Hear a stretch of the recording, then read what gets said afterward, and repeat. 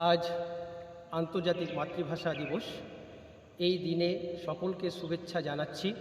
দুই বাংলাসহ বিশ্বের অধিকাংশ দেশই আন্তর্জাতিক মাতৃভাষা দিবস পালন করছে। আজকের এই দিনকে স্মরণ করে ছোটদের জন্য একটি ছড়া পাঠ করে শোনাচ্ছি। ছড়ার নাম মা। মাগো তোমায় ভালোবাসি, তোমার পানে চেয়ে, তোমার জন্য হব বড়, তোমার খাবার খেয়ে। মানুষ হয়ে উঠব গড়ে, খাঁটি সোনার মতো, দেশের হয়ে থাকব জেগে, আসবে রাতি যত। দেখবে জগৎ আমার তরে, গড়ব বাহু বলি, পথের জঞ্জাল সরবে তবে, খেলব রঙিন হোলি।